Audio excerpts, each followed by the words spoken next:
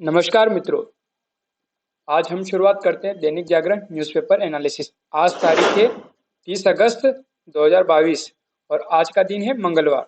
तो हम विस्तृत विश्लेषण करने से पहले एक बार देख लेते हैं कि हम आज की न्यूज़पेपर में क्या-क्या एनालिसिस करने वाले हैं। तो हम सबसे पहले देखेंगे कि सुप्रीम कोर्ट ने राफेल सौदे को लेकर क्या कहा। फिर हम देखेंगे कि जो रिलायंस इंडस्ट्रीज है ने क्या कहा 5G टेक्नोलॉजी को लेकर। वह क्या है जियो एयर फाइबर होम गेटवे योजना। फिर उसके बाद देखेंगे हम कि क्या होता है real estate regulation and development act और क्या है इसको लेकर प्रावधान। फिर अवैध खनन को लेकर हाई कोर्ट ने क्यों लगाई पंजाब सरकार को फटकार, तो इससे संबंधित एक रिपोर्ट भी देखेंगे हम। फिर हम देखेंगे वायु प्रदूषण से जुड़े कुछ महत्वपूर्ण तथ्यों को। फिर देखेंगे हम कि सुप्रीम कोर्ट ने हिजाब मामले को लेकर क्या कहा और तलाक ए हसन क्या होता है। फिर हम देखेंगे यूनाइटेड नेशन जनरल असेंबली और यूएनसी यानी यूनाइटेड नेशन सिक्योरिटी काउंसिल में भारत की स्थायी दावेदारी के पक्ष में कुछ तथ्यों को देखेंगे। वो उसके सामने क्या बाध्यताएं और क्या चुनौतियां हैं उनको देखेंगे। फिर हम चीते के बारे में कुछ महत्वपूर्ण तथ्यों को जानेंगे और इसकी रेड बुक लिस्ट में क्या स्थिति है वह अन्य महत्वपूर्ण जानकारियों को भी, इस संबंधित पहलुओं को भी देखेंगे। फिर देखेंगे कि स्वदेश में multi barrel guided rocket launcher system क्या है और किस तरह से ये सेना को एक तरह से सशक्त करेगा। फिर देखेंगे हम कि बायो फोर्टिफाइड क्या होता है और किस तरह से जो बायो फोर्टिफाइड गेहूं किस तरह से कुपोषण से मुक्ति दिला सकते। फिर उसके बाद देखेंगे हम कि वन जो ODON व ONDC यानी open network for digital commerce क्या है और किस तरह से ये MSME को मददगार साबित हो रहा है। फिर उसके बाद देखेंगे हम कि इलेक्ट्रॉनिक सेक्टर का क्या रहा निर्यात में प्रदर्शन। फिर देखेंगे हम अंतर्राष्ट्रीय संबंधों से संबंधित खबर की क्या है आर्थिक आतंकवाद और किस तरह से यह देशों को प्रभावित कर रहा है। फलों व सब्जियों को लेकर क्या है नई बायोडिग्रेडेबल कोटिंग और किस तरह से फूड सिक्योरिटी बढ़ा सकती है, इसको देखेंगे। फिर हम देखेंगे अगली खबर की ग्लेशियर को बचाने में किस तरह मददगार साबित होगी स्नो हार्वेस्टिंग व स्नो हार्वेस्टिंग क्या होती है और कुछ तथ्य देखेंगे मॉडर्न स्ट्रीट से संबंधित। ये आज के हमारा रहेगा कि हमें क्या क्या देखना है और क्या क्या पढ़ना है। एक हम वीडियो को भी देखेंगे।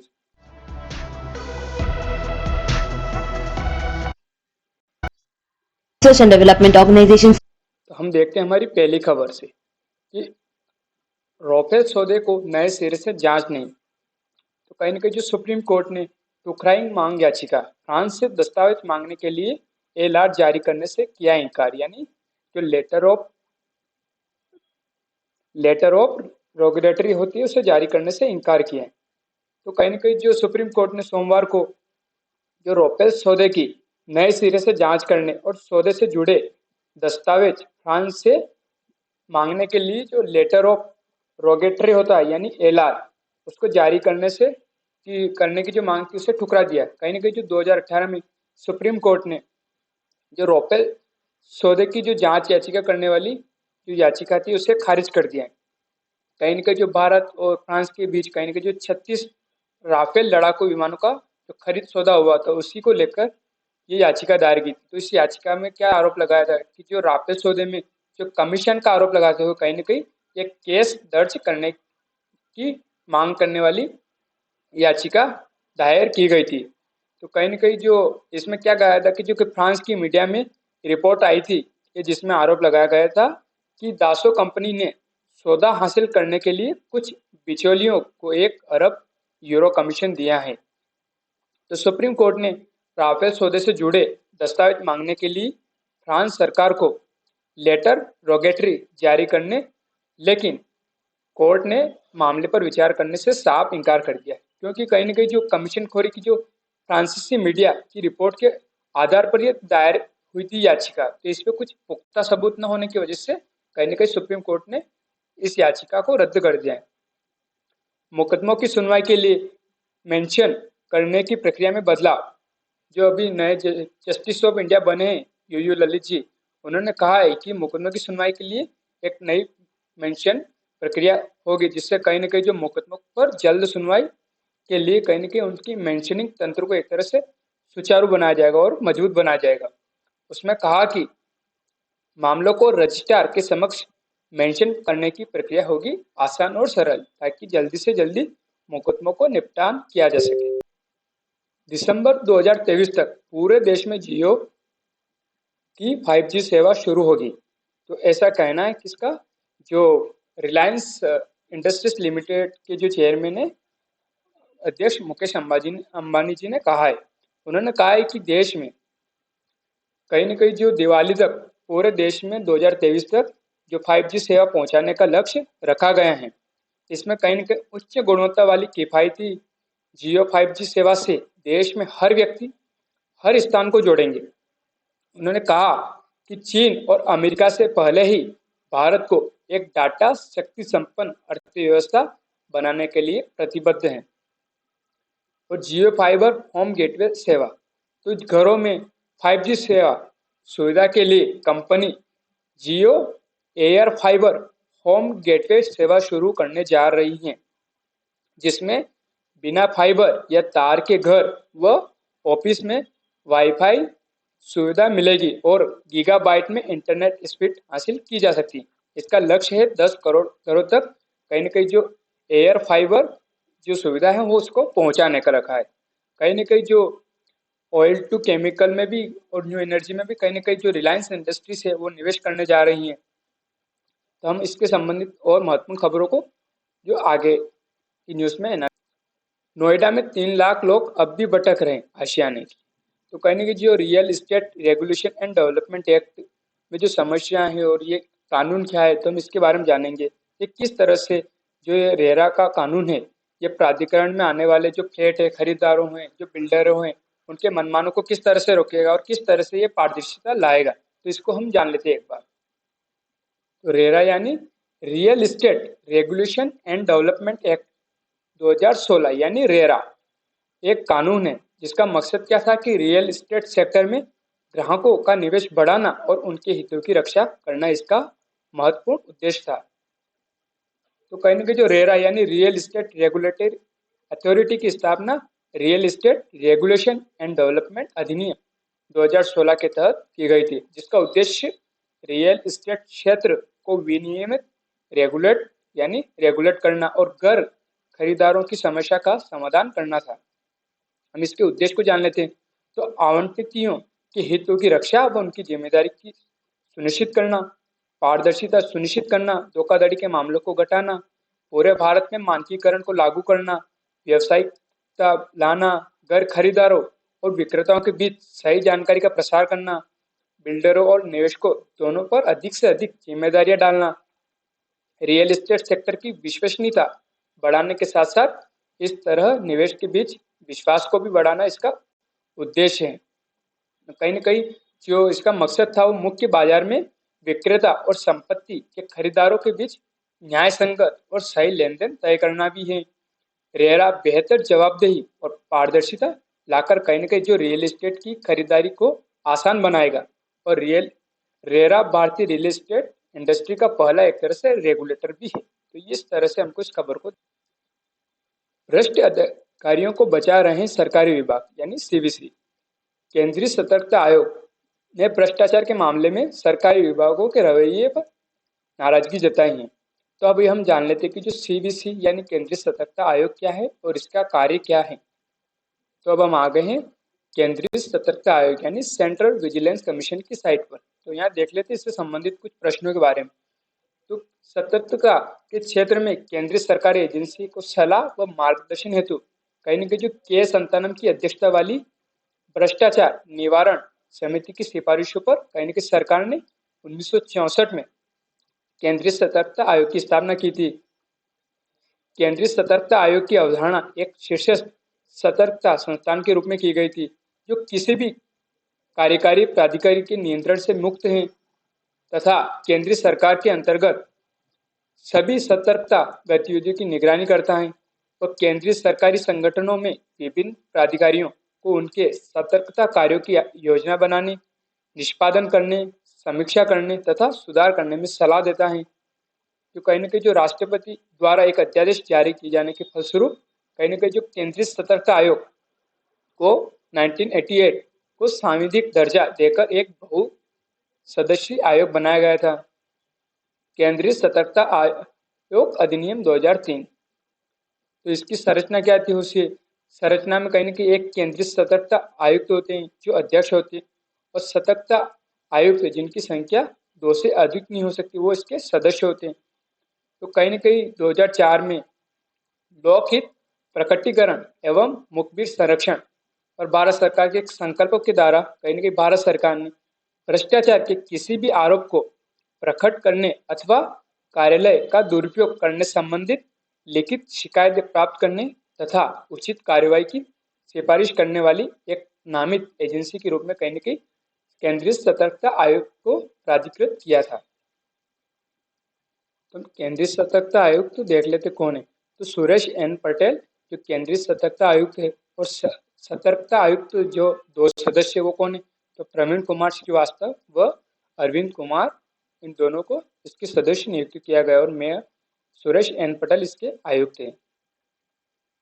क्या राष्ट्रीय सुरक्षा से बड़ा भी कोई मुद्दा हो सकता है कोर्ट? तो कोर्ट कहीं न कहीं जो हाई कोर्ट ने जो पंजाब सरकार को अवैध खनन पर ढीले रवैये के कारण फटकार लगाई।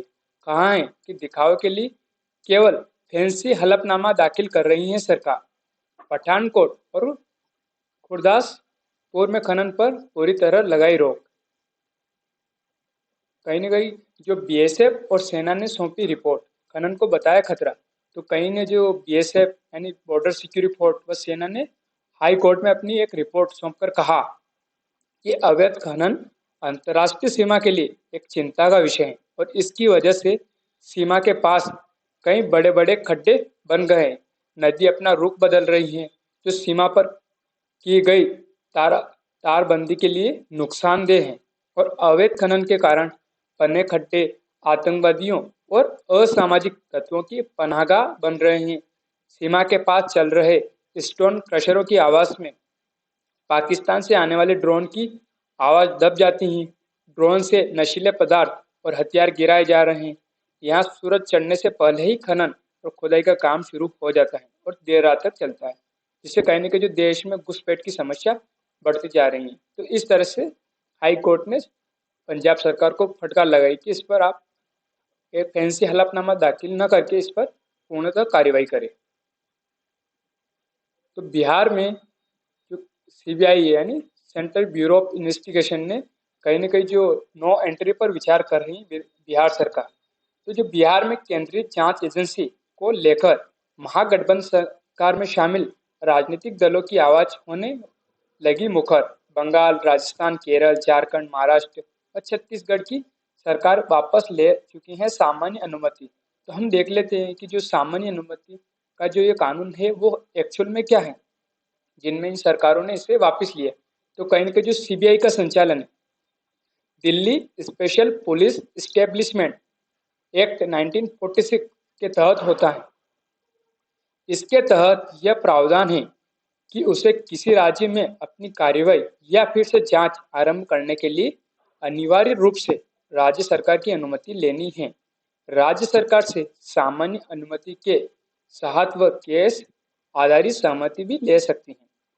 तो सीबीआई किसी भी राज्य में छापेमारी या कार्रवाई करती है तो उसे राज्य सरकार के स्तर पर सामान्य अनुमति अनिवार्य होती है। बगैर सीबीआई की कार्रवाई किसी भी राज्य में संभव नहीं। आमतौर पर जो राज्य द्वारा सीबीआई को पहले से ही सामान्य अनुमति रहती है।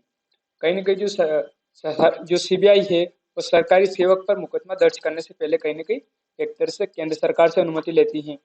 तो इस तरह से हमको इस खबर को देखना है कि हमारे एग्जाम पर्सपेक्टिव से इस तरह से किस तरह से इससे प्रश्न बन सकते हैं। जैसा कि हमें पता है कि कल ही जो ट्विन टावर को ध्वस्तीकरण कर दिया गया है, तो उससे कहीं न कहीं जो उसका मलबा निकला, उससे जो धूल कण के निकले, तो उससे कहीं न कहीं जो दिल्ली की जो वायु प्रदूषण को लेकर एक बार फिर चर्चा में छिड़ गया है कि हवा में कुछ देर ही रहे धूल के गुब्बारे का असर। तो कहीं न कहीं जो टावर ध्वस्तीकरण के साथ कहीं न कहीं जो उसके धूल के गुब्बारे पूरे वायु में फैलकर एक तरह से वायु प्रदूषण उन्होंने कर दिया है। कहीं न कहीं जो टावर ध्वस्तीकरण से कहीं न कहीं जो एयर क्वालिटी इंडेक्स है उसका भी जो स्तर है वो गिर गया है। जो एयर क्वालिटी इंडेक्स की जांच अभी मैनुअल की गई कुछ जगहों को लेकर कि इसका क्या असर पड़ा है वायु की गुणवत्ता को लेकर। तो कहीं ना कहीं जो वायु प्रदूषण एक गंभीर श्रेणी है, जिससे कहीं ना कहीं जो स्वास्थ्य संबंधित समस्याएं उत्पन्न होती हैं।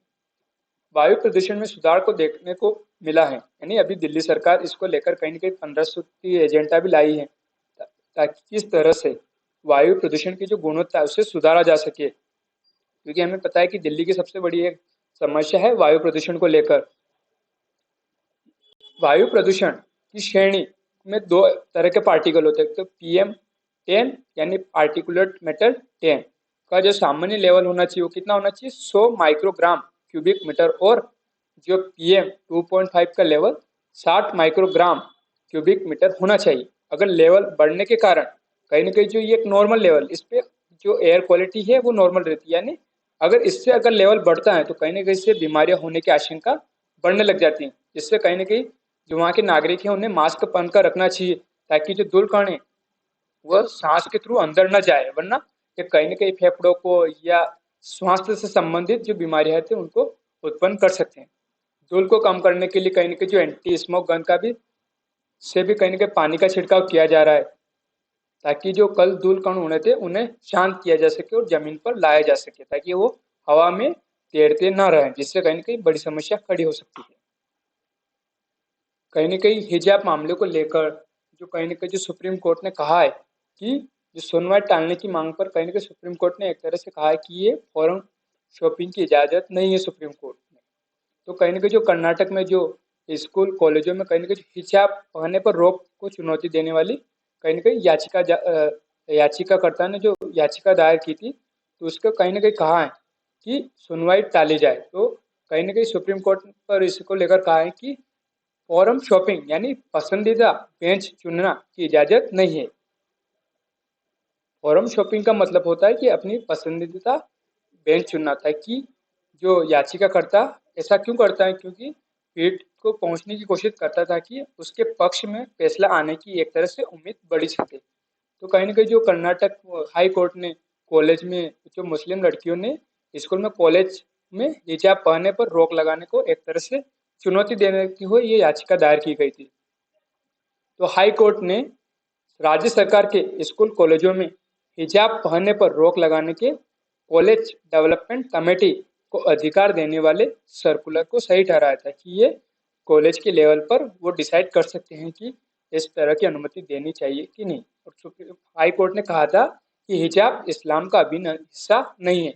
तो कहीं ना कहीं इस तरह से हाई कोर्ट का डिसीजन था। तो कहीं ना कहीं इसी के खिलाफ कहीं ना कहीं याचिका दायर की गई थी। अब देख लेते हैं हम कि तलाक ए हसन मामले में राहत देनी पहली प्राथमिकता। तो तलाक ए हसन होता क्या है? तो कहीं ना कहीं जो सुप्रीम कोर्ट में सोमवार को जो तलाक ए हसन की संवैधानिक वैधता पर फैसला करने के लिए कहीं ना कहीं एक तरह से याचिका दायर की गई, ताकि इसकी वैधता को चुनौती दी जाए संवैधानिक। तो तलाक ए हसन क्या होता है कि इसमें मुस्लिम व्यक्ति 3 माह तक लगातार हर माह पत्नी को तलाक बोलकर वैवाहिक संबंध खत्म कर लेता है। यानी 1 महीने तलाक बोलेगा, फिर दूसरे महीने तलाक, फिर तीसरे महीने तलाक, तो इस बार 3 बार तलाक बोलेगा और 3 महीनों में बोलेगा, और आखिरी महीने में तलाक बोलने के बाद उनका तलाक पूरा जो प्रोसेस है वो कंप्लीट हो जाती है। कहीं ना कहीं जो तलाक ए हसन की प्रथा की संवैधानिक वैधता को चुनौती दी गई है। तो इस तरह से ये हमारे लिए महत्वपूर्ण होता है।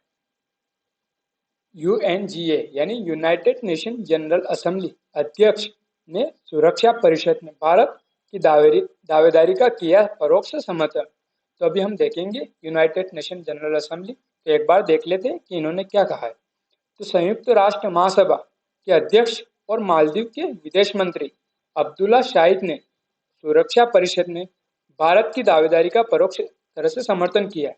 तो उन्होंने इसके समर्थन में क्या पक्ष दिए, क्योंकि भारत बड़ी आबादी वाला देश है और सुरक्षा परिषद में वर्तमान विश्व व्यवस्था और भू राजनीतिक वास्तविकता प्रतिबिंबित होनी चाहिए और सुरक्षा परिषद का विस्तार होना चाहिए।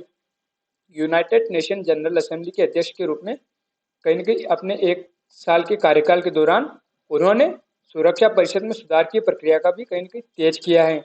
और कहीं न कहीं जो अगर सुधार न किया जाए सुरक्षा परिषद में, तो कहीं न कहीं ये एक तरह से विश्वसनीयता खत्म हो जाएगी। उन्होंने कहा है कि भू राजनीतिक व वास्तविकताओं का सुरक्षा परिषद में प्रतिबिंबित होना चाहिए। तो सुरक्षा परिषद में 5 स्थायी सदस्य हैं जिन्हें वीटो का अधिकार है। तो इनमें अमेरिका है, रूस है, ब्रिटेन है, फ्रांस है और चीन शामिल है।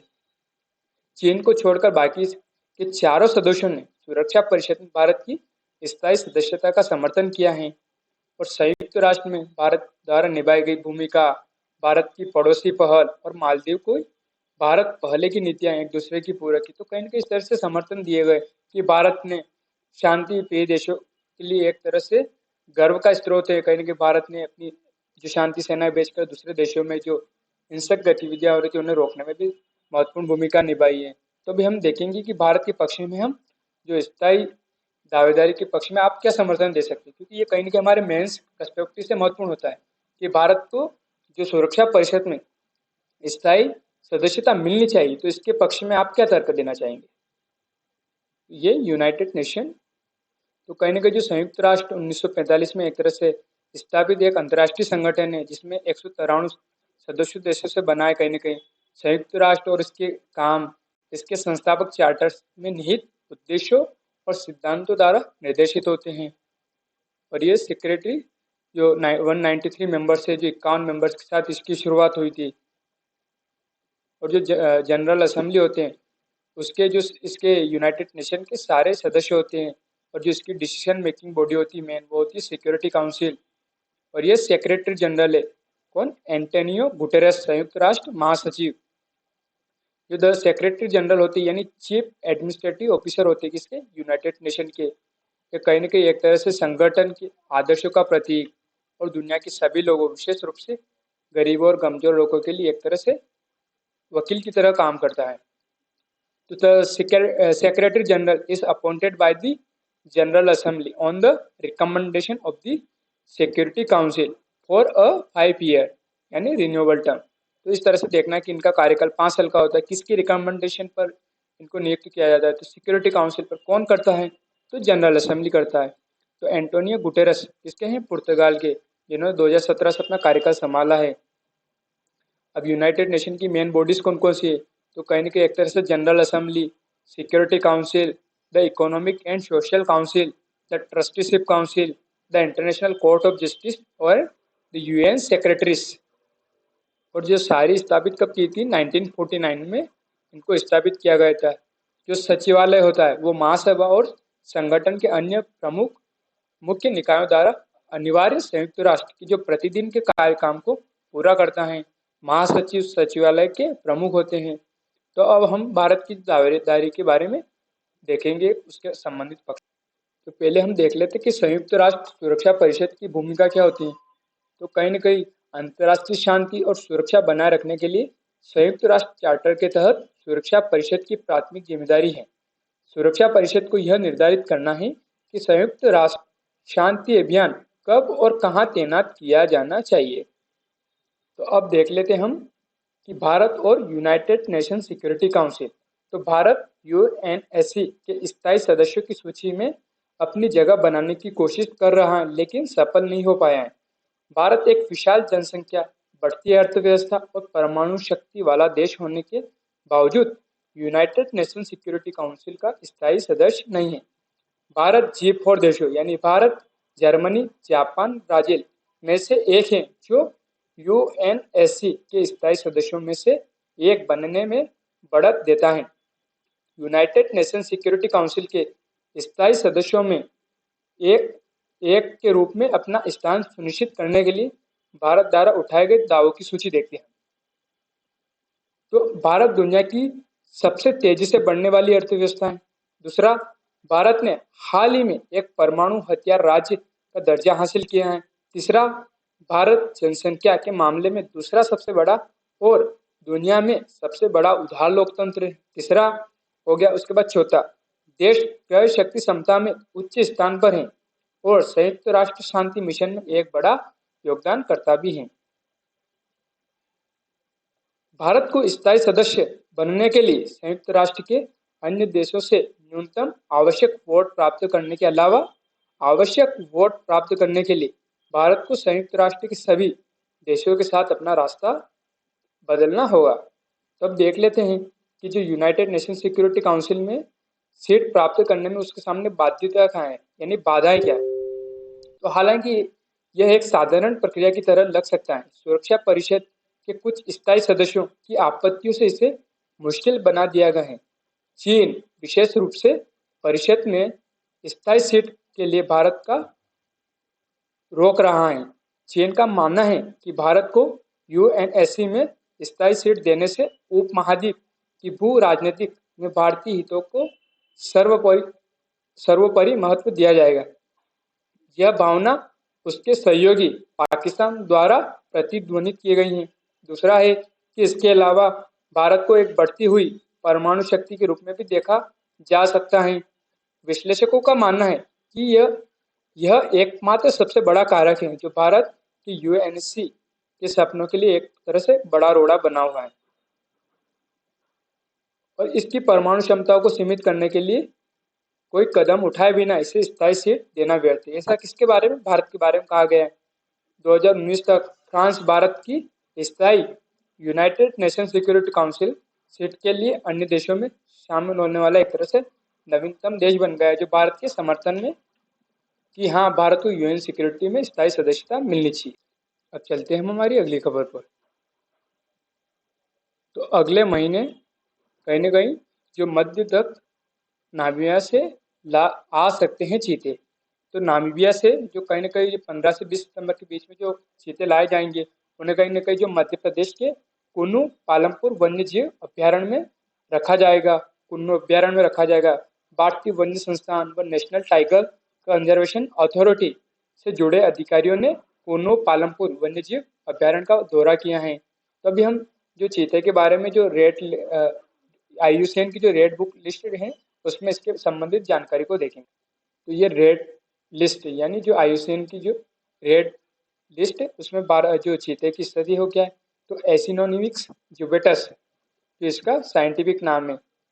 तो इसकी जो लिस्ट है द आईयूसीएन रेड लिस्ट, जो कहीं ना कहीं 2014 में जो मूल्यांकन किया गया था और 2015 में जो रिलीज की गई थी, तो उसमें कहीं ना कहीं जो इसकी स्थिति है वो कौन सी है? वल्नरेबल। तो हम एक बार जो इस लिस्ट को समझ लेते हैं कि नॉट इवेल्युएट, ये शुरुआत होती किससे होती? नॉट इवेल्युएटेड, यानी अभी इसका मूल्यांकन नहीं किया गया है, यानी एनी। फिर आता है डाटा डिफिशिएंट, यानी अभी पर्याप्त आंकड़े उपलब्ध नहीं है। फिर आता है लिस्ट कंसर्न, यानी कहीं ना कहीं थोड़ी बहुत इस पे मतलब चिंता का विषय है। और फिर आता है नियर थ्रेटन, यानी कहीं ना कहीं जो डर की संभावना है वो धीरे धीरे बढ़ने लग जाती है। फिर आता है वल्नरेबल, यानी बहुत ही संवेदनशील स्थिति में। और डेंजर, यानी एक तरह से खतरे का संकेत पर आ जाता है। और क्रिटिकली एंडरजर्ड, अगर अगर इस पर ध्यान नहीं दिया गया तो कहीं ना कहीं ये अगली कैटेगरी यानी एक्सटिंक्ट इन द वाइल्ड, यानी जंगलों से पूरी तरह से समाप्त हो जाएगा। और आखिरी में आती है एक्सटिंक्ट, यानी ईएक्स, यानी पूरी तरह से विलुप्त हो चुका है।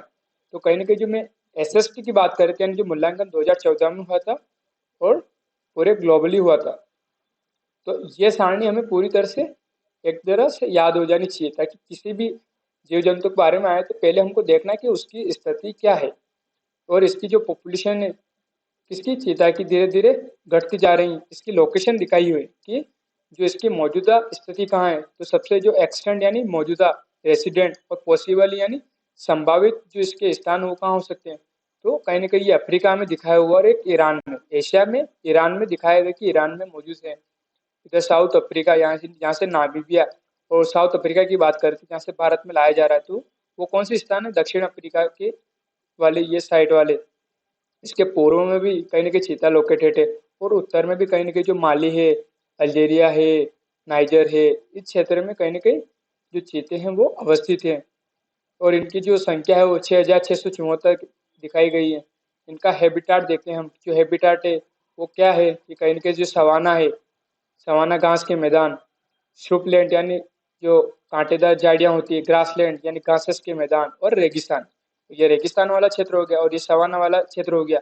और कहीं ना कहीं यही ग्रासलैंड भी है, और ये मरुस्थल वाला हो गया, यानी नामीबिया का मरुस्थल, ये ईरान में भी मरुस्थल है। और इसका जो वंशज है कौन सा है? एसिनोनिक्स। और इसकी स्थिति हो गई not evaluated, data deficient, list concern, near threatened, vulnerable, endangered, critical endangered, extent in the wild और एक्सटेंट। मेरा पुनः दोबारा रिपीट करने का है कि एक तरह से हमें ये पूरी तरह से याद हो जाए list. Ayushman red list category and criteria. तो कौन सी स्थिति है? वल्नरेबल। 2014 को मूल्यांकन किया गया था। अब ये ज्योग्राफिकल रेंज दे रखी है, जैसे अभी हम मैप में देख रहे थे ये कलर का, तो यहीं अब उन कंट्रीज के नाम दे रखे कि कहाँ मौजूद है। तो अल्जीरिया, अंगोला, पॉसिबली एक्सटेंड यानी कहाँ एरिट्रिया में, और कहाँ से एक्सटेंड हो चुके हैं, तो ये कंट्रीज के नाम दे रखे हैं। फिर अब इनकी जो पॉपुलेशन है, कहीं ना कहीं जो ट्रेंड है उसका डिक्रीजिंग है, यानी हमें चिंता का विषय ध्यान देने की जरूरत है। इनका नंबर दे रखा है। और ये कहाँ रहते हैं? तो टेरेस्ट्रियल में रहते हैं। इनका हैबिटाट कैसा है? तो सवाना, झाड़ीदार, घास का मैदान, रेगिस्तान। तो ये इनका हैबिटाट यानी आवास स्थल। कितना साल इनकी जिंदगी होती है? तो लगभग 5 साल मान के चलते हैं अपन। इनको खतरा किससे होता है? तो कहीं ना कहीं कृषि और जलवायु कृषि से, जलीय कृषि से, पशुधन की खेती और पशुपालन से, परिवहन और सेवा गलियारे से, सड़कें और रेल मार्ग से, जैविक संसाधनों का उपयोग से, स्थलीय जानवरों का शिकार और फंसाना, मानव घुसपैठ और अशांति, मनोरंजन गतिविधियां मनोरंजन गतिविधियां, युद्ध, नागरिक अशांति और सैन्य अभ्यास से, कहीं न कहीं आक्रामक और अन्य समस्याग्रस्त प्रजातियां, जीन और बीमारियां, समस्याग्रस्त देशी प्रजातियां। तो इस तरह से इनको इन चीजों से खतरा है। अब चलते हैं अगली खबर पर।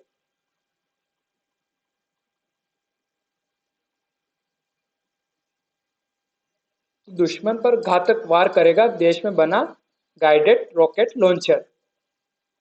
तो देश की सीमा पर रक्षा व्यवस्था मजबूत करने और जो हथियार का निर्माण करने के लिए आत्मनिर्भरता को बढ़ावा देना जरूरी है। दुर्गम पहाड़ी क्षेत्रों में, मैदानी इलाकों में जो स्वदेशी multi barrel guided rocket launcher system बनाकर तैयार किया गया है, ताकि कहीं न कहीं जो सुरक्षा जो व्यवस्था है उसे पुख्ता किया जा सके। तो कहीं न कहीं जो मेक इन इंडिया के अंतर्गत कहीं न कहीं ये जो हथियार प्रणाली विकसित की गई है, तो कहीं न कहीं 44 सेकंड में 12 रॉकेट दाग सकता है, और इसकी जो मारक क्षमता है वो एकदम सटीक है। गाइडेड रॉकेट लॉन्चर सिस्टम जो कहीं न कहीं जो स्वदेशी तकनीक के द्वारा बनाया गया है, और इसकी जो मारक क्षमता है 45 किलोमीटर है। Pinaka multi barrel guided rocket launcher system बनाया गया है। ये रॉकेट किसी भी दिशा में तय किया जा सकता है। इस तरह से इसको आधुनिक सिस्टम से लेस किया गया है, और इसमें कहीं न कहीं जो हाई एक्सप्लोसिव और फ्रैगमेंटेड क्लस्टर बम और एंटी प्रश्नस, एंटी टैंक्स और बारूद सुरंगें उड़ाने वाले हथियार लगाए जा सकते हैं। तो अभी हम इसका एक वीडियो देखेंगे, clip.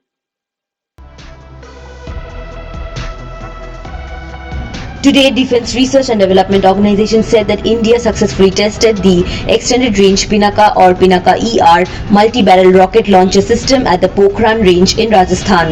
According to reports, the system, which is an upgraded version of the earlier Pinaka rockets, has been designed by the DRDO Development Establishment Laboratory and Pune-based High Energy Materials Research Laboratory. The Defense Ministry statement said the DRDO, along with the Army, conducted a series of performance evaluation trials of these industry-produced rockets at field firing ranges during the last 3 days. In these trials, enhanced ranged Pinaka rockets were test-fired at different ranges with various warhead capabilities. All the trial objectives were met satisfactorily, the statement said. Additionally, the Defense Ministry informed that indigenously developed proximity fuses for Pinaka rockets have also been tested. The DRDO added that the multiple rocket launcher Pinaka, which have been used by the Indian Army for over a decade, will now have enhanced range. As per reports, although the range is not known yet, the Pinaka Mk1 rocket system has a range of around 40 kilometers, while the Pinaka 2 variant can hit targets at a distance of 60 kilometers. In June of this year, the DRDO test-fired 25 enhanced range versions of Pinaka rockets. This was done in quick succession mode as part of the saturation attack simulation. 2 different variants were simultaneously test-fired from the Pokhran range by DRDO in December this year as well. Both of these tests were reportedly successful.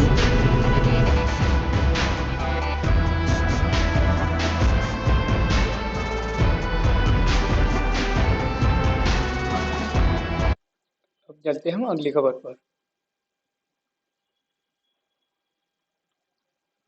गेहूं का bio fortified किस्मों से देश हो रहा कुपोषण से मुक्त। तो कहीं ना कहीं जो प्रधानमंत्री मोदी जी ने कुपोषण मुक्त जो भारत का सपना साकार हो रहा है, ये मन की बात में कुपोषण को लेकर उन्होंने चर्चा की थी। तो गेहूं की बायो फोर्टिफाइड किस्म का जो जो पूरा है उसमें क्या होता है कि जो फसलों में आयरन व जिंक की उपलब्धता काफी होती है, जो कहीं ना कहीं जो कुपोषण से लड़ने में मददगार साबित हो सकती है। कहीं ना कहीं जो फसलों की जो किस्में हैं उन्हें जलवायु के हिसाब से तैयार करना पड़ेगा, ताकि आने वाले समय में जो जलवायु परिवर्तन है, जो कम बारिश है, सूखे पड़ने की समस्या है, तो इनसे भी कहीं ना कहीं हम फसलों को सुरक्षित रख सकें। भारत की गेहूं के क्षेत्र में आत्मनिर्भर होने के साथ विश्व का दूसरा ऐसा देश है जो सबसे अधिक निर्यात करता है। एक देश में गेहूं का उत्पादन 17% तक बढ़ा है। वैश्विक स्तर पर खाद्य सुरक्षा के लिए भी कहीं न कहीं भारत को अपने उत्पादन क्षमता को बरकरार रखना और उसकी गुणवत्ता को बढ़ाना होगा। कहीं न कहीं जो खाद्य आपूर्ति श्रृंखला में भी भारत महत्वपूर्ण अपना योगदान निभाता है। गेहूं उत्पादन के क्षेत्र में टिकाऊ उत्पादकता यानी प्रोडक्टिविटी, ग्रीन गैस उत्सर्जन, गुणवत्ता युक्त बीज सिक्योरिटी जैसे विषय पर अनुसंधान की दिशा में भारत को बढ़ना चाहिए, ताकि जो जलवायु परिवर्तन है उससे जो फसलों पर नुकसान हो रहा है उससे निपटा जा सके। कहीं न कहीं जो रिलायंस इंडस्ट्रीज है, अब उससे लेकर एक खर्चे आई है, मतलब चर्चा हुई है कि अब जो रिलायंस इंडस्ट्रीज है उसमें जो मुकेश अंबानी के जो बच्चे हैं उनको कहीं न कहीं अब जिम्मेदारी सौंपी जा रही है। तो उनसे संबंधित दिखाया गया है कि उनके बेटों को क्या-क्या जिम्मेदारी दी गई है। तो कहीं न कहीं जो अब रिलायंस इंडस्ट्रीज है वो कहीं न कहीं 5G सेवा में निवेश करने जा रही है, जिससे कहीं न कहीं जो उसका कवरेज है, वो क्षमता है, उसको बढ़ाया जा सके। देश को कहीं न कहीं जो वैश्विक स्तर पर एक महाशक्ति के रूप में स्थापित किया जा सके। विकास और स्थिरता के लिए कहीं न कहीं जो 5G टेक्नोलॉजी एक तरह से मददगार साबित हो सकती है। कहीं न कहीं जो भू राजनीतिक और तनाव और वैश्विक जोखिमों के कारण कहीं न कहीं जो अनिश्चितता बनी हुई है, ईंधन है, खाद्य है, उर्वरक की बढ़ती कमी को जो सभी को प्रभावित कर रही हैं। तो इसी को देखते हुए जो ईशा अंबानी है, जो इनकी पुत्री है, इसकी अंबानी जी की, तो उन्होंने कहीं न कहीं जो एफएमसीजी है ना, फास्ट मूविंग कंज्यूमर गुड्स कारोबार शुरू करने की घोषणा की है, ताकि कहीं न कहीं जो कारोबार का जो उद्देश्य है वो प्रत्येक भारतीय परिवार को रोजाना आवश्यकता का समाधान करना है, ताकि जो किफायती मूल्य पर उच्च गुणवत्ता वाले उत्पाद उत्पाद उपलब्ध करवाए जा सके। भारतीय कारोबारी खासकर महिलाओं को न केवल रोजगार उद्यमिता के अवसर भी उपलब्ध होंगे, और बल्कि प्रतिभा, कौशल और ज्ञान ज्ञान को संरक्षित करने में भी मदद मिलेगी। और कहीं न कहीं जो व्हाट्सएप पर उपलब्ध होगा जियो मार्ट, तो कहीं न कहीं जो आगे की योजना क्या है कि जो व्हाट्सएप और जो जियो मार्ट दोनों को मिलकर कहीं न कहीं एक तरह से जियो मार्ट बनाया जाएगा, ताकि उसी पर सारी सुविधाएं उपलब्ध कराई जाए, ताकि जो रिटेल से संबंधित है, अभी जैसे हम अमेजन से, फ्लिपकार्ट से सामान मंगाते तो कहीं न कहीं वो जो एक प्लेटफॉर्म पूरा पूरा व्हाट्सएप पर दिखने लग जाएगा। तो कहीं न कहीं जो रिलायंस और फेसबुक इस तरह की साझेदारी किए हैं। रिलायंस रिटेल ग्राहक व्हाट्सएप के जरिए किराना का सामान ऑर्डर कर सके। तो ये आने वाले समय में इनकी योजना रहेगी। अब चलते हैं हम अगली खबर पर। तो ओडीओपी को ओएनडीसी से जोड़ने से बढ़ेगी बिक्री। तो कहीं न कहीं जो वन डिस्ट्रिक्ट वन प्रोडक्ट कार्यक्रम को open network for digital commerce से जोड़ने से इन उत्पादों की बिक्री को बड़ा प्रोत्साहन मिलेगा। उत्तर प्रदेश देश का पहला राज्य है जिसने ओडीपी यानी वन डिस्ट्रिक्ट वन प्रोडक्ट कार्यक्रम के तहत अपने सभी जिलों से एक ऐसे उत्पाद का चयन कर लिया है जिसका निर्यात किया जा सके। उद्योग मंत्रालय ने हर जिले को निर्यात में भागीदार बनाने के लिए ओडी यानी वन डिस्ट्रिक्ट वन प्रोडक्ट की शुरुआत की थी। कहीं न कहीं जो आगे बढ़ाने के लिए सरकार ने 700 से ज़्यादा जिलों को उनके खास उत्पादों के लिए हर मुमकिन प्रयास करने का आश्वासन दिया है। अब चलते हैं हमारी अगली खबर पर। 2026 तक इलेक्ट्रॉनिक का घरेलू निर्यात 120 अरब डॉलर तक ले जाने का लक्ष्य। इलेक्ट्रॉनिक वस्तु निर्यात तो मोबाइल व इलेक्ट्रॉनिक्स आइटम बनाने वाली चीन व अन्य विदेशी कंपनियों को भारत से होने वाले निर्यात में अपना योगदान बढ़ाने के लिए कहा है। किसने? कहीं न कहीं जो मंत्रालय है, तो केंद्रीय इलेक्ट्रॉनिक्स व आईटी राज्य मंत्री ने कहा है। कहीं न कहीं जो चंद्रशेखर ने बताया कि सभी विदेशी कंपनियों को भारत में ही सप्लाई चेन स्थापित करने के लिए कहा गया है। सप्लाई चेन के स्थापित होने से इलेक्ट्रॉनिक्स वस्तुओं में वैल्यू एडिशन का काम गर्म स्तर पर होगा और भारी संख्या में नए रोजगार मिलेंगे और आयात में कमी आएगी। और चीन की मोबाइल फोन कंपनी इस्तेमाल में आने वाले जो 50% से अधिक विभिन्न छोटे बड़े उपकरणों के लिए जो अभी आयात पर निर्भर है, तो कहीं ना कहीं उससे भी एक तरह से मुक्ति मिलेगी। वैश्विक स्तर पर इलेक्ट्रॉनिक्स और वस्तुओं के निर्यात में जो भारत का 15वां स्थान है, जबकि चीन का पहले स्थान पर है। तो जो वित्त वर्ष 2021-22 में भारत ने लगभग 16 अरब डॉलर का इलेक्ट्रॉनिक्स वस्तुओं का निर्यात किया था, जबकि चीन ने इसी अवधि में 962 अरब डॉलर, तो वियतनाम जैसे छोटे से देश ने 123 अरब डॉलर का कहीं ना कहीं इलेक्ट्रॉनिक वस्तुओं का निर्यात किया था। तो अभी भारत को बहुत ज्यादा संभावना है इसमें ग्रोथ करने की। देशों को टक्कर देने के लिए हमें निर्यात को बढ़ाना होगा। घरेलू कंपनियों के उत्पादों को ब्रांड के रूप में उभारने में जरूर मदद मिलेगी। तो ऐसा इन्होंने कहा है। कहीं न कहीं सेमीकंडक्टर निर्माण के लिए भारत लगातार ताइवान से अन्य देशों से भी संपर्क कर रहा है, ताकि जो ताइवान के जो सेमीकंडक्टर के जो मैन्युफैक्चरिंग यूनिट्स है वो भारत में इस्टेब्लिश किए जा सके। अमेरिका में ब्याज दर बढ़ने की आशंका से शेयर रुपया लुढ़का। तो अमेरिका के जो केंद्रीय बैंक फेडरल रिजर्व की ओर से ब्याज दरों में वृद्धि की आशंका से कहीं न कहीं जो भारतीय शेयर बाजारों और रुपए में गिरावट दर्ज की गई। तो बीएसई का और निफ्टी का हम अभी इंडेक्स देखेंगे। कहीं न कहीं जो अब ऐसा क्यों होता है कि जैसे अमेरिका की फेडरल रिजर्व बैंक अपने यहाँ पर ब्याज दरें बढ़ाती तो भारत में असर पड़ता है। तो ऐसा इसलिए होता है क्योंकि जो विदेशी संस्थागत निवेशक होते हैं, यानी जो एफएफआई, वो भारत में निवेश करते हैं। तो जैसे ही अमेरिका में ब्याज दर बढ़ती है तो भारत से अपना जो पैसा है वो निकालने लग जाते हैं। तो उससे क्या होती है कि डिमांड कम होने लग जाती है भारतीय शेयर में। तो कहीं ना कहीं जो उसके मूल्य होते हैं वो गिरने लग जाते हैं, यानी एक तरह से जो जो लिक्विडिटी होती है वो कम होने लग जाती है, जिससे कहीं ना कहीं एक तरह से जो भारत के जो मार्केट है वो धीरे धीरे डाउन होने लग जाते हैं। तो ये कहीं ना कहीं बीएसई का दिखाया हुआ है कि कल कितना गिरा हुआ है, ये 510 पॉइंट बढ़ा हुआ दिखा रहा है यहाँ पे बीएसई। तो इसमें थोड़ी सी ग्रोथ हुई थी। और जो बीएसई सेंसेक्स की हम 30 कंपनी की बात करते हैं, तो वो ये 30 कंपनियां ये रही जिनका इंडेक्स को मतलब एक तरह से ओवरऑल इन कंपनियों का इंडेक्स को सूचित करता है। तो बीएसई सेंसेक्स। निफ्टी को देख लेते हैं हम, तो ये निफ्टी है। तो निफ्टी में कितने पॉइंट गिरे हुए हैं, तो करीब 246 पॉइंट गिरे हुए हैं। और इसका हाई दिखा रखा है, लो कितना था, ये ओपन कितने पे हुआ था। तो इधर इसकी कंपनियां जिसने अच्छा प्रोग्रेस किया है, कौन लूजर रही कौन विनर रही, तो इस तरह से यहाँ दिखाए हुए है।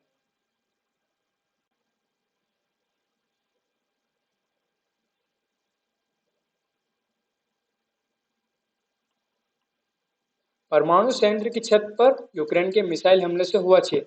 तो कहीं कि जो अंतर्राष्ट्रीय परमाणु एजेंसी का दल जपोरिजिया के रास्ते पर जल्द होगा निरीक्षण।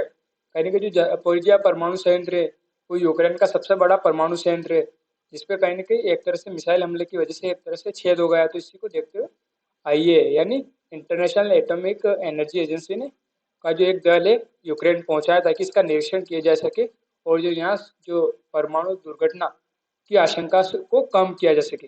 ये किसके किनारे बसा है, तो डेनीप्रो नदी के किनारे बसा है। हम इसी को देखेंगे। रूस फैला रहा है आर्थिक आतंकवाद। तो आर्थिक आतंकवाद क्या होता है, तो इससे क्या इन्होंने यूक्रेन ने कि कहीं ना कहीं जो रूस ने जो यूरोप को गैस आपूर्ति कम कर दी है, इसके कारण क्या हुआ कि वहां पर ठंड के जो मौसम में जीवन अस्त व्यस्त होने का खतरा पैदा हो गया है। गैस की कमी से झेल रहे यानी जूझ रहे यूरोपीय देशों में बिजली और गैस की कीमतों की जो हाल ही में कीमतों में बढ़ोतरी हुई है, इससे महंगाई बढ़ गई है, इससे मंदी का खतरा पैदा हो गया है, गैस के मूल्य में बढ़ोतरी हो गई है।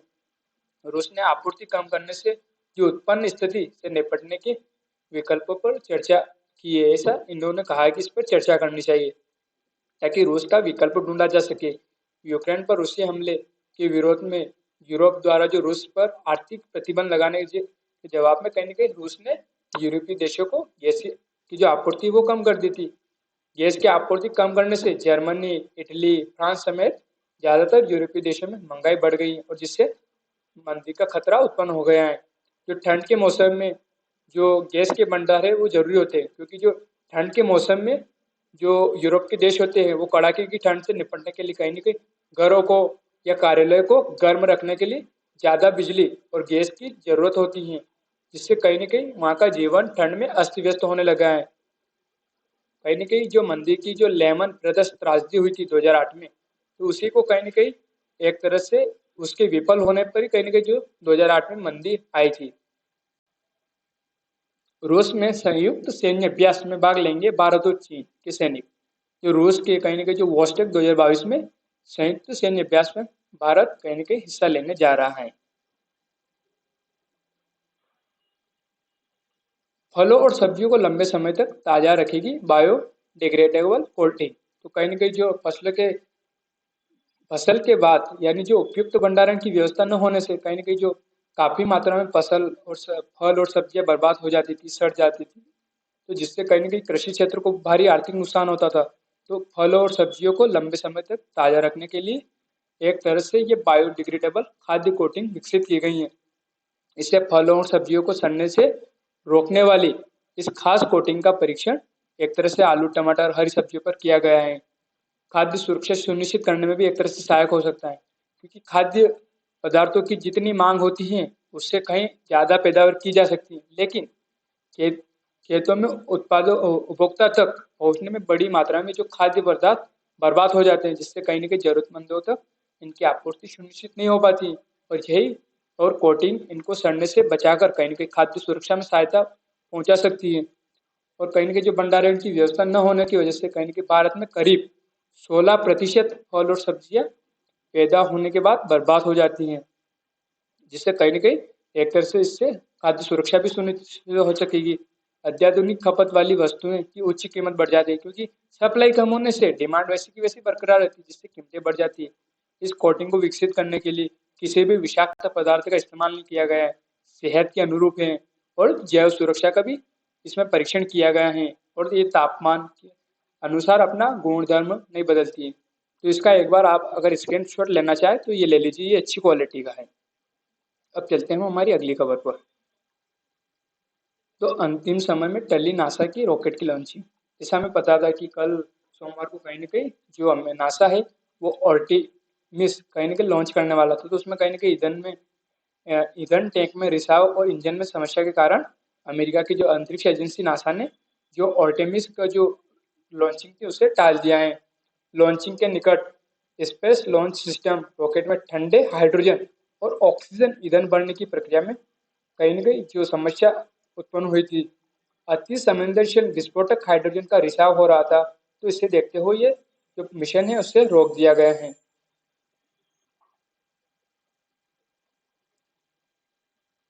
ग्लेशियर को बचाने के लिए की जाएगी स्नो हार्वेस्टिंग। तो स्नो हार्वेस्टिंग क्या होती है? ये एक ऐसी विधि होती है जिसका उपयोग करके ठंडे रेगिस्तान और हिमपात का अनुभव करने वाले उच्च ऊंचाई वाले क्षेत्रों में पानी की कमी को दूर करने के लिए किया जाता है।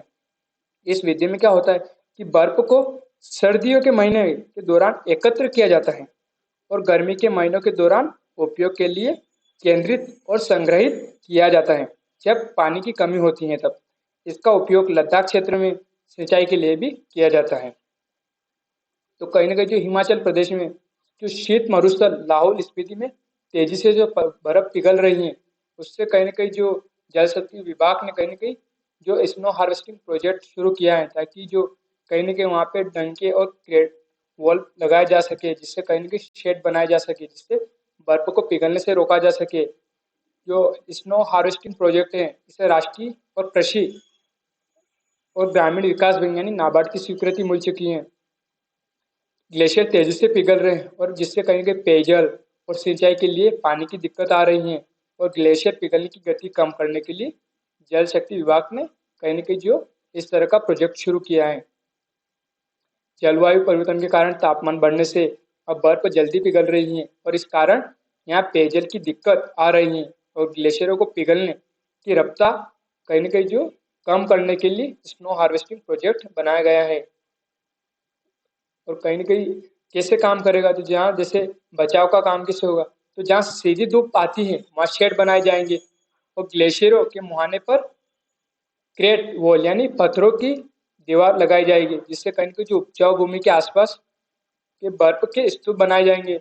स्तूप के नीचे भूमि के अंदर कुछ ऊंचाई पर पाइप बिछाई जाती है और पाइप का अंतिम हिस्सा खड़ा कर दिया जाता है और ऊंचाई और तापमान और गुरुत्वाकर्षण बल में अंतर के कारण पाइप में जो दबाव बनता है और जिससे कहीं ना कहीं पानी अंततः पाइप के उठे हुए सिरे से बाहर आता है और ये पानी व्यर्थ नहीं होता अपितु सिंचाई के काम आ जा सकता है। तो यहाँ एक आंकड़ा दिया होगा कि दिन में बढ़ रहा है तापमान, तो केलंग का औसतन तापमान कहीं ना कहीं जो 18-21 में 22.2 से 24.4 था, जो 2015 में कितना था 19 से 20 डिग्री सेल्सियस और 2022 में 25.4 डिग्री सेल्सियस। तो कितना इनमें फर्क आ गया। तो कहीं ना कहीं जब तापमान में घटने और बढ़ने से कहीं ना कहीं एक तरह से जो ये बर्फ वो पिघल रही है, तो कहीं ना कहीं एक तरह से जल संकट खड़ा न हो जाए, इसको देखते हुए ये योजना लाई गई है। भारत ने किया पहले रक्षा उपग्रह जीसैट 7 का सफल परीक्षण। तो 2013 में ही इसरो द्वारा निर्मित भारत के पहले रक्षा उपग्रह जीसैट 7 का फ्रेंच गुयाना के कोरू प्रक्षेपण इस तरह से कहीं ना कहीं सफलतापूर्वक प्रक्षेपित किया गया था। यूरोपीय अंतरिक्ष एजेंसी की मदद से किया गया था ताकि समुद्री सुरक्षा की निगरानी में इससे सहूलियत मिले। और ये मॉडर्न हिस्ट्री संबंधित आज़ादी दिलाने के लिए भारतीय स्वतंत्रता लीग की स्थापना हुई। तो 1928 में ही राज बिहारी बोस और जवाहरलाल नेहरू ने भारतीय स्वतंत्रता लीग की स्थापना की थी, जिसका मूल उद्देश्य अंग्रेजों से आज़ादी दिलाकर भारत को एक स्वतंत्र संप्रभु राष्ट्र के रूप में स्थापित करना था। भारत को आज़ादी दिलाने में इस संगठन की अहम भूमिका थी।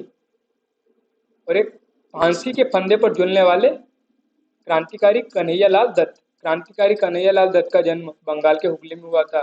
कॉलेज में पढ़ाई के दिनों से ही क्रांतिकारी गतिविधियों में सक्रिय हो गए और बंगाल विभाजन के विरोध में कई आंदोलनों का नेतृत्व भी किया इन्होंने। और 1928 में को बंगाल बम बनाने के आरोप में इन्हें गिरफ्तार कर लिया गया था। अब हम मैप को देखेंगे एक बार। तो ये यूक्रेन का मैप हो गया। तो इसमें कौन से परमाणु संयंत्र, तो एक जापोरिजिया है, एक चेर्नोबिल है, एक रिवाइन है और एक साउथ यूक्रेन वाले पोर्ट है, और ये ब्लैक सी और इस सी ऑफ अजब। अब इसका हम दूसरा मैप देखेंगे। तो ये उसका मैप हो गया, यानी जो डेनिप्रो नदी की बात कर रहे हैं, जो कहाँ अवस्थित है, जापोरिजिया, जो इसके किनारे अवस्थित है। ये साउथ यूक्रेन, ये कीव, ये चेर्नोबिल परमाणु संयंत्र हो गया, ये डेनिप्रो नदी हो गई, जो किस नदी के किनारे अवस्थित है, तीनों जो डेनिप्रो नदी के किनारे अवस्थित है। ये रिवाइन परमाणु संयंत्र हो गया और ये दिखाया गया इसमें, ये डेनिप्रो नदी है जो कीव किसके किनारे अवस्थित है। ये चेर्नोबिल हो गया और ये जापोरिजिया परमाणु संयंत्र हो गया। और जो लुहांस्क और डोनेस्क जो डेनिप्रो नदी के किस साइड अवस्थित है, तो पूर्व की साइड अवस्थित है। और चेर्नोबिल किस साइड अवस्थित है, डेनिप्रो के, तो कहीं ना कहीं पश्चिम की साइड। ये डेनिस्टर नदी है, ये ओडेसा पोर्ट हो गया इसका, नीचे ब्लैक सी हो गया और ये सी ऑफ अजो हो गया, ये क्रीमिया का पेनिनसुला हो गया। तो इस तरह से हमको इसको देखना है कि इसकी सीमा किससे लगती है। तो बेलारूस से, पोलैंड से, स्लोवाकिया से, हंगरी से, रोमानिया से, मोल्डोवा से, यूक्रेन से, किस समुद्र से इसकी सीमा लगती है, तो कहने कि ब्लैक सी से, सी ऑफ अजोक से इसकी सीमा लग रही है। और ये मारियोपोल की साइड आ गया, तो इसके पूर्व की साइड आ गया। तो इस तरह से हमको इस मैप को देखना है। India's GSAT-24 satellite was launched into space on board Europe's Ariane 5 rocket. The rocket lifted off from French Guiana's town of Kourou and placed the satellite into a geostationary transfer orbit. The mission also carried MEASAT-3D, which is a multi-mission telecommunications satellite built by Airbus Defence and Space. GSAT-24 is a communication satellite built for New Space India Limited or NSIL by the Indian Space Research Organisation or ISRO. This is the first demand-driven satellite configured by ISRO, owned, operated and funded by NSIL for commercial users. The satellite will provide high-quality television, telecommunications and broadcasting services and will meet the DTH needs of Indian customers. The Ariane 5 lifted off from Guiana Space Center at 6:50 p.m. local time to successfully complete its first mission of the year and the 113th overall. Ariane Space said that the launch will improve broadband coverage in the Asia-Pacific region.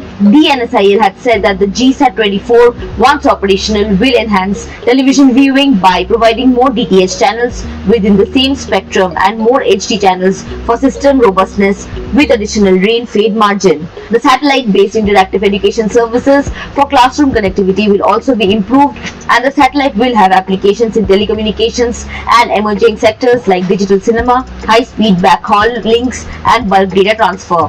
While NSIL launched GSAT from Europe, it is also preparing to launch 3 passenger satellites from Singapore from Sriharikota. The 3 satellites will be launched on the Polar Satellite Launch Vehicle or PSLV and ISRO Workhouse.